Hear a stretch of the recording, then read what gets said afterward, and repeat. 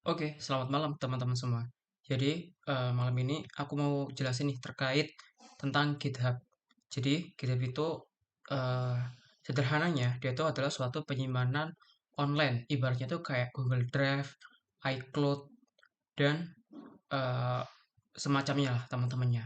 Nah, di sini GitHub itu sama nih kayak mereka, cuma si GitHub ini dia tuh lebih spesifik nih untuk menyimpan suatu file codingan kita nih, kayak hasil dari kerja kita untuk membangun sebuah aplikasi. Nah, untuk menyimpan file-file seperti itu atau file codingan sebutannya, itu kita menggunakan GitHub nih. Karena apa? Karena GitHub itu emang udah dirancang khusus untuk kita menyimpan file-file codingan kita. Jadi kalau Google Drive kan dia kan general ya, kita bisa simpan apapun. Tapi kalau di Google Drive itu kita nggak bisa nih ngelacak perubahan apa aja yang telah kita lakukan pada file kita. Nah, di sini GitHub hadir dengan membawa semua itu. Jadi, ketika kita melakukan perubahan ke file kita, suatu hari nanti kita tuh bisa kembali ke file yang pernah kita ubah di sekarang ini. Kayak gitu. Nah, jadi GitHub itu selain itu dia juga bisa digunakan untuk berkolaborasi antar banyak orang. Contohnya, misal di sini ada tim namanya Bayu, Nadia, sama Ilham. Nah, mereka bertiga ini sedang mengerjakan sebuah capstone nih. Nah, kebetulan eh, lokasi atau domisili dari Bayu, Nadia, sama Ilham ini kan beda-beda nih. Nah, mereka nggak bisa nih ketemu langsung. Cuma mereka dituntut mengerjakan capstone secara cepat nih dalam waktu cuma 3 bulan aja. Nah, mereka tuh terkendala nih dalam pengiriman perubahan codingannya. Yang awalnya dikirim dari WA, lama-lama kelamaan, wah capek banget kayak manajemennya susah gitu, ngelacak perubahannya juga susah. Makanya di sini kita akan belajar terkait GitHub. Nah, keuntungannya menggunakan GitHub adalah nanti si Bayu, Nadia, sama Ilham itu menyimpan file codingannya dari komputernya mereka masing-masing ke dalam si GitHub ini atau penyimpanan online. Jadi file codingannya mereka tuh terpusat kayak gitu. Nah, secara umum basicnya kayak gitu teman-teman. Jadi nanti si Bayu dia bisa ngirim kayak file-file apa aja yang telah dibuat ke dalam GitHub. Nah, nanti ketika filenya udah ada di GitHub, si Nadia ini bisa mengambil file dari punyanya si Bayu nih. Kayak gitu. Jadi gak perlu si Bayu ngirim dari WA kekirim ke Nadia gitu. Jadi tinggal dikirim ke GitHub-nya aja biar nanti si Nadia otomatis atau secara manual mengambil sendiri dengan menggunakan perintah GitHub. Begitu juga dengan si Ilham. Nah, sebelum memulai GitHub, teman-teman ada requirement untuk menginstal Git. Nah, teman-teman bisa nih download aja di git-stm.com atau kalau pengen cepet teman-teman tinggal aja git download kayak gitu. Nah, ntar pilih aja yang atas kayak gitu. Nanti bisa disesuaikan dengan komputernya teman-teman. Ntar tinggal diinstal sesuai arahan. Nah, kemudian kita lanjut nih ke GitHub. Nah, di sini kan udah ada github.com nih. Nah, ini profil GitHubku. Nah, yang pertama, aku mau bikin sebuah repository. Repository ini tuh ibaratnya kalau di lokal komputer kita, itu adalah folder teman-teman. Bentar, masih loading. Nah, misal aku beri namanya belajar GitHub kayak gini. Kalau udah create repository. Nah, ini kan udah ada nih repository. Nah, nanti teman-teman tuh sama nih akan mengambil sebuah repository. Cuma repositorinya itu yang ada di punyanya Revoyu ini ya, di Google Classroom-nya. Misal nanti contoh aja Balikpapan nih. Balikpapan. Wow, kenapa nih kok gak bisa nih? Nah, contohnya ini ya, KM FIB 24 Section Medan Tim 15. Nah, misal nih nanti teman-teman udah masuk repositorinya, teman-teman tuh tinggal ngelakuin atau mindahin dari repository ke lokalnya teman-teman. Kayak gitu. Nah, contohnya ini kan aku udah buat si repositorinya ya. Yang pertama, aku adalah aku harus melakukan clone atau memindahkan dari si repositori yang ada di GitHub ke dalam komputerku. Nah, caranya itu kita bisa lihat di sini nih, perintah-perintah gitnya. Yang pertama ada git init, git clone, git add, git commit, git push, sama git pull. Nah, penjelasannya ada di sini nih. Ini perintah gitnya. Yang pertama, karena aku udah install git, jadi nanti teman-teman tinggal ketik aja nih di sini kayak bash gitu, git bash. Nah kalau udah ada, itu berarti instalasinya teman-teman udah selesai. Yang pertama, teman-teman bisa klik kanan di browsernya, kemudian open in terminal. Nah, ketika kita pertama kali menginstal Git, kita jangan lupa melakukan konfigurasi, yaitu kita harus menyeting username dan email kita di Git-nya. Jadi Git sama GitHub ini dia tuh kayak satu kesatuan gitu. Kalau GitHub dia penyimpanan online-nya, kalau Git ini jembatan untuk menghubungkan antara lokal komputer kita dengan si GitHub-nya ini. Nah, kita cari tahu nih config git on komputer. Misal aku ngambil dari petani kode. Ini ada contohnya nih. Nah, cara install git dan konfigurasi awal yang harus dilakukan. Nah, teman-teman tinggal baca-baca aja. Ini ada contoh-contohnya.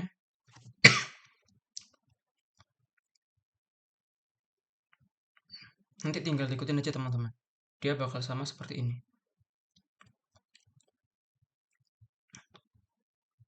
Nah, kita cari konfigurasi awal. Nah, yang pertama kita harus copy ininya dulu, git config global user name.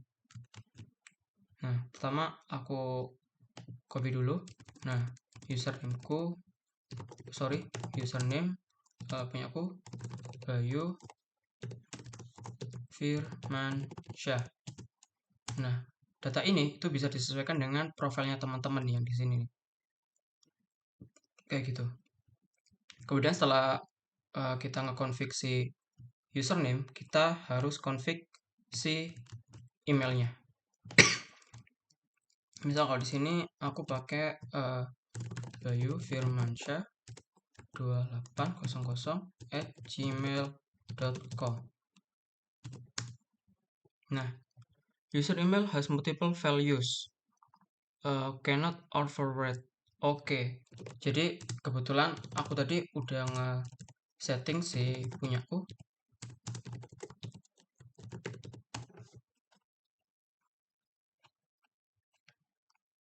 Cuma dia sama dengan kenapa nih?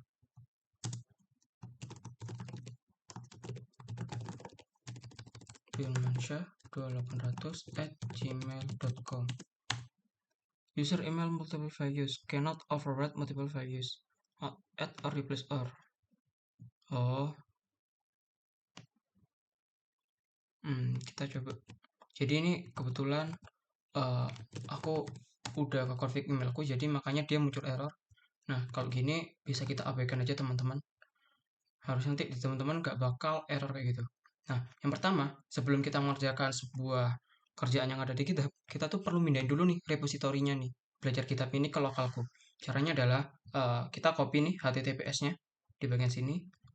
Kemudian kita buka terminal, kita ketikin git clone.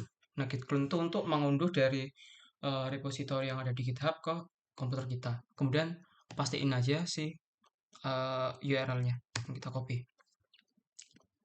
Nah, cloning untuk belajar GitHub. You appear to have cloned an empty repository.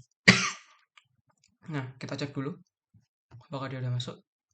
Nah, dia udah masuk nih. Sekarang kita tutup dulu. Kita masuk ke foldernya sini. Nah, nanti harusnya kalau kita clone dari GitHub, itu ada yang namanya folder.git. Teman-teman tinggal aktifin aja di bagian view, show hidden items gitu. Jadi nanti akan muncul .git ini. Nah, kalau udah muncul kayak gini, itu berarti udah selesai. Nah, kemudian aku mau buka dulu foldernya menggunakan GitHub. Menggunakan VS Code, cara tinggal ketik code titik kayak gini. Nah, kalau udah, kita coba nih bikin satu file, katakan index.html.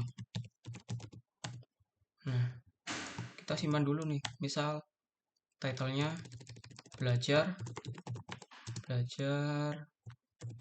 Git kayak gitu.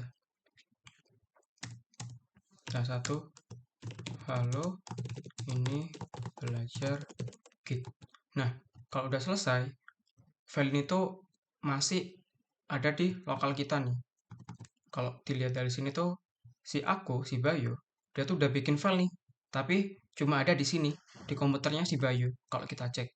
Nah, kalau kita cek GitHub-nya, kita refresh, nah, filenya belum masuk ke dalam sini. Nah, gimana cara kita mindahin dari komputernya si Bayu ke dalam si GitHub-nya ini? Caranya adalah kita geser ke tabel perintah. Nah, ini kan kita udah nge-clone nih. Kemudian kita tinggal melakukan commit perubahan, kemudian kita simpan.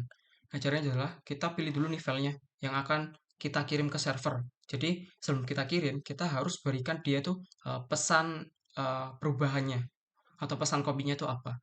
Sebelum masuk ke pesan commit, kita harus pilih filenya dulu. Nah, teman-teman bisa nih ketik aja di bagian sini git status untuk melihat file apa aja yang ada di sini. Nah, ini kan udah ada nih, filenya namanya index.html. Berarti aku tinggal git add index.html kayak gini. Aku clear. Kalau udah, coba aku git status. Nah, kalau udah berubah jadi warna hijau ini, berarti filenya udah kepilih nih.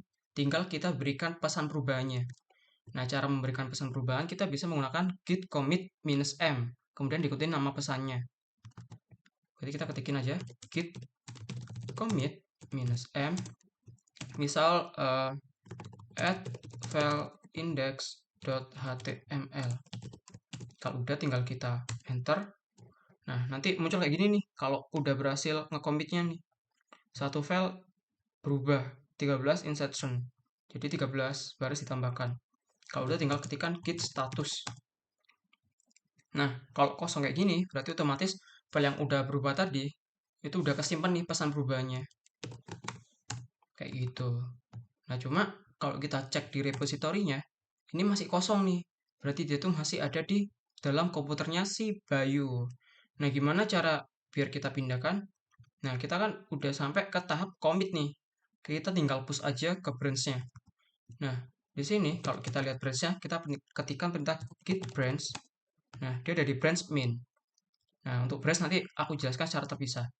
Yang pertama, kita push aja dulu. Git push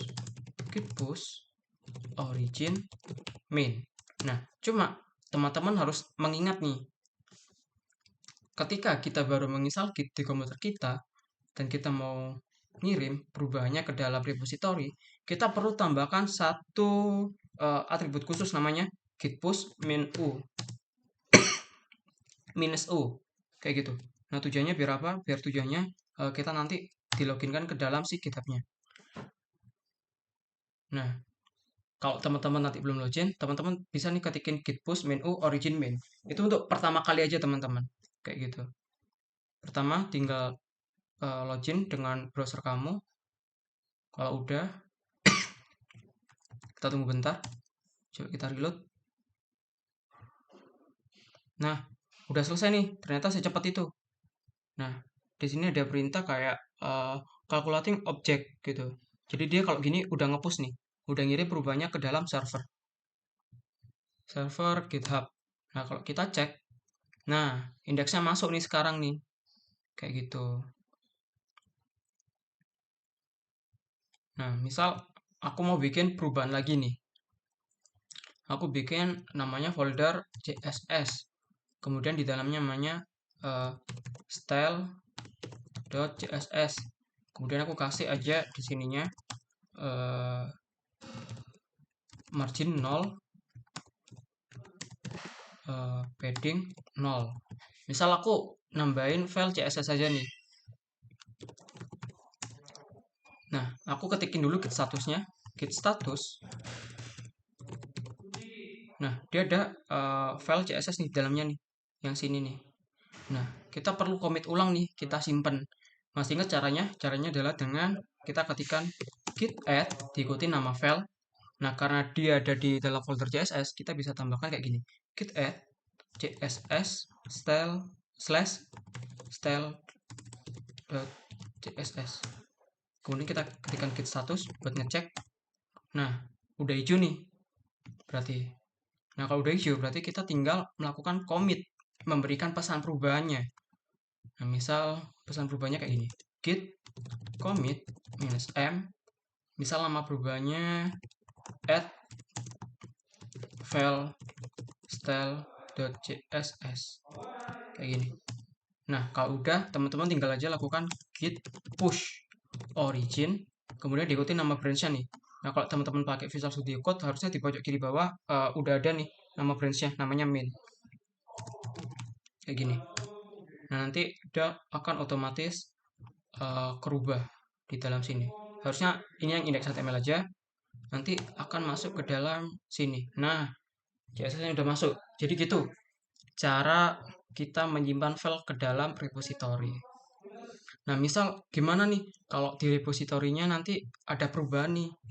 Katakan misal di sini aku edit filenya dari repository. Bentar.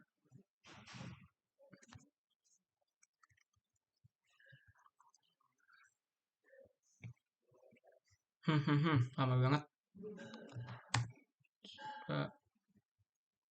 Atau mungkin aku tambahin file aja deh. Misal aku tambah file baru aja namanya login.html kayak gini. Misal di sini aku tulisin aja HTML. Oh, tulis H1 aja deh biar lebih cepat. Misal login page. Nah, misal aku commit nih di sini nih. Aku simpan pesan perubahannya dari si repositorinya. Nah, di sini kalau kita cek di server repository GitHub-nya, dia udah ada nih file login HTML. Cuma di aku gak ada nih. Nah, gimana caranya supaya aku bisa mendapatkan file login HTML ini? Nah, caranya teman-teman bisa melakukan perintah git pull origin, yang itu penjelasannya untuk mengambil file dari repository ke dalam lokal komputer kita. Nah, jadi yang dimaksud itu adalah ketika ada file di GitHub tapi gak ada di lokal kita, itu gimana sih cara ngambilnya? Ya, cara ngambilnya adalah kita tinggal minta aja dari server buat di-download di lokal kita nih, kayak gini nih. Gitu, jadi dari GitHub ke lokal komputer kita dengan menggunakan perintah git pull origin. Diikuti nama branch-nya. Jangan lupa. Ini aku kurang nambahin. Nah, kayak gini. Ini caranya. Jadi nanti aku tinggal ketikkan git pull origin main, nama branch-nya. Nah, nanti di sini si login HTML dia akan masuk nih di lokal komputerku. Jadi kayak gitu. Jadi nanti perintah yang teman-teman lakuin itu kurang lebih seperti itu. Jadi semisal kita membuat perubahan, kita jangan lupa git add dulu nama filenya, kemudian kita ketikkan git commit buat memberikan pesan perubahannya. Kalau udah tinggal di push atau dikirim ke server. Nah, setelah dikirim ke server, kita jangan lupa untuk melakukan git pull origin biar kita sama-sama mendapatkan data terbaru dari server. Contohnya gini, semisal si Ilham dia barusan nambahin file about.html. Nah, aku nambahin halaman login.html. Harusnya sebelum aku nge-push, jadi ini tuh nge-push. Kasih tanda dulu. Jadi kan ini push nih. Kita kirim datanya ke repository. Misal yang push pertama itu si Ilham. Nah, kemudian yang nge-push perubahan kedua adalah aku. Nah, nanti ketika si Ilham udah nge-push, sebelum aku nge-push, itu aku harus ngejalanin full dulu gitu. Jadi biasanya teman-teman sebelum melakukan git push origin main, teman-teman tuh harus jalanin perintah git pull dulu. Git pull origin main kayak gini.